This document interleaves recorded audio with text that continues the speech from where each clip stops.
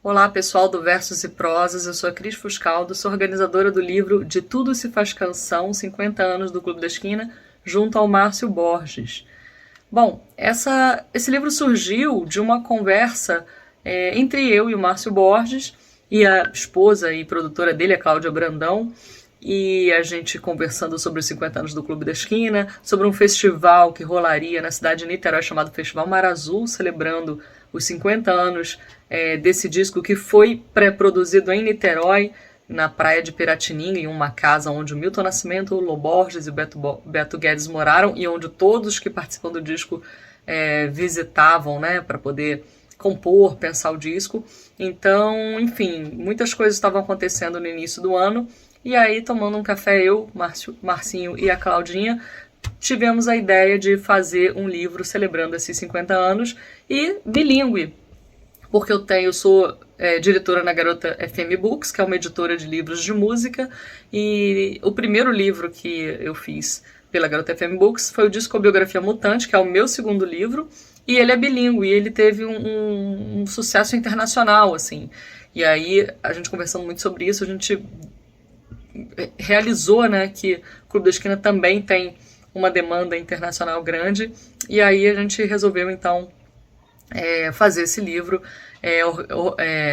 organizando, né? Eu e o Márcio somos organizadores, temos textos de Milton Nascimento, de Lô Borges, Beto Guedes, Wagner Tiso, Toninho Horta, Flávio Venturini, todo mundo que participou do volume 1 e do volume 2 do Clube da Esquina.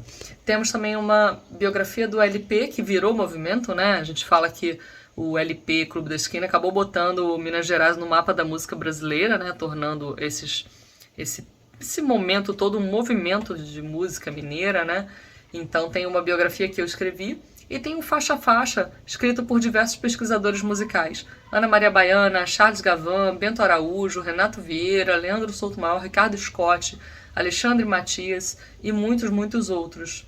Eu acho que a importância desse trabalho é catapultar, né, essa memória, porque a gente tem uma memória muito curta. Então esses livros servem para documentar histórias que não serão mais contadas depois que esses músicos forem embora. Vamos lembrar que estão todos já, né, envelhecendo, a memória já começa a falhar.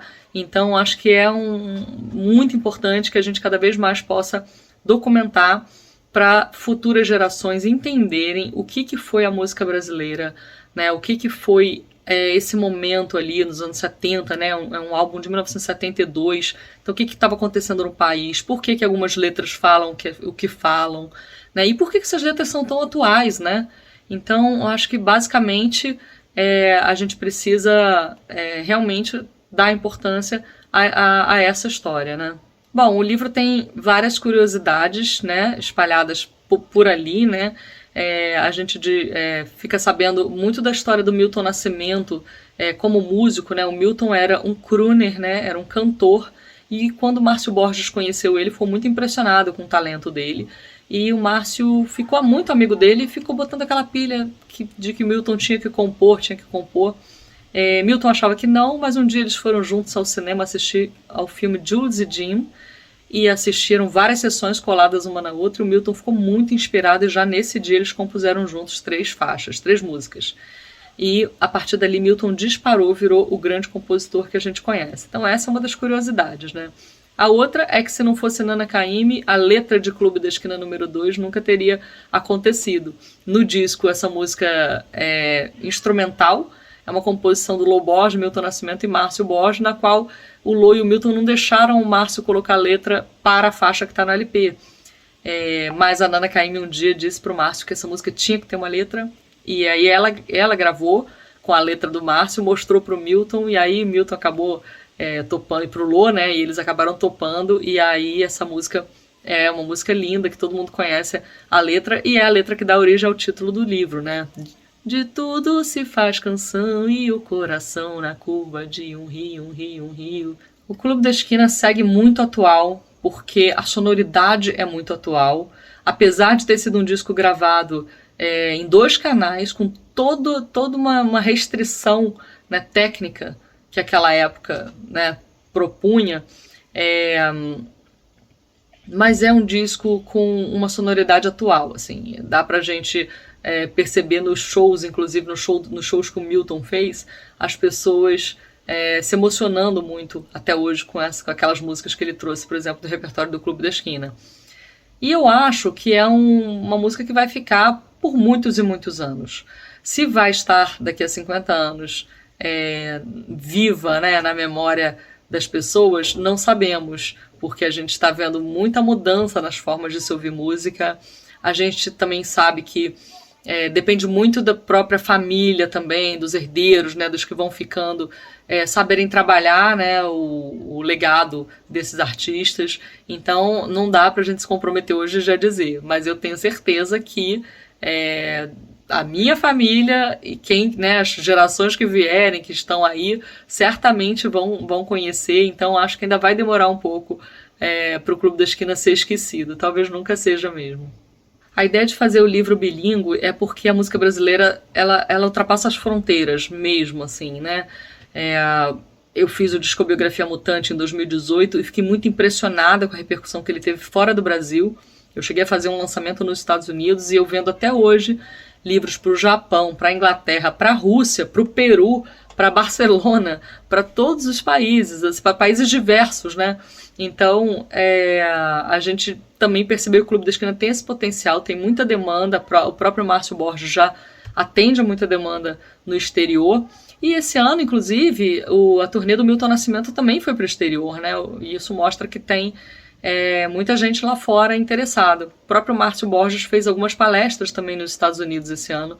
Então, a ideia é que esse livro vá para o mercado internacional também. O Faixa a Faixa está muito maravilhoso porque a gente deixou todos os autores dos textos livres para escreverem do jeito que eles quisessem. Então a gente tem, por exemplo, a Ana Maria Baiana, que é a primeira jornalista de música mulher, né, do Brasil. Uma inspiração para mim, por exemplo. Ela tem um livro chamado Nada Será Como Antes, que fala sobre a década de 70. E aí ela escreveu sobre a faixa Nada Será Como Antes, com uma pegada muito pessoal, falando de ditadura, né? Muito interessante. Charles Gavin, por exemplo, relembra que o Clube da Esquina esteve no programa O Som do Vinil, que é o programa dele, né? E aí ele também cita isso, né, enquanto ele escreve sobre o Trem Azul. Bento Araújo escreve sobre Nuvem Cigana, uma composição do Ronaldo Bastos, que é uma coautoria do Ronaldo Bastos. É importante dizer que o Ronaldo Bastos veio de um movimento de poesia chamado Nuvem Cigana, né?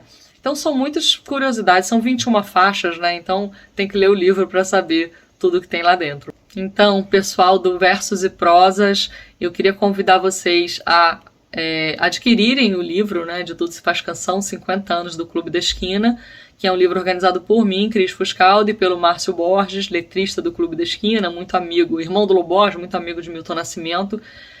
O livro já está à venda na Livraria da Travessa e também no site garotafm.com.br.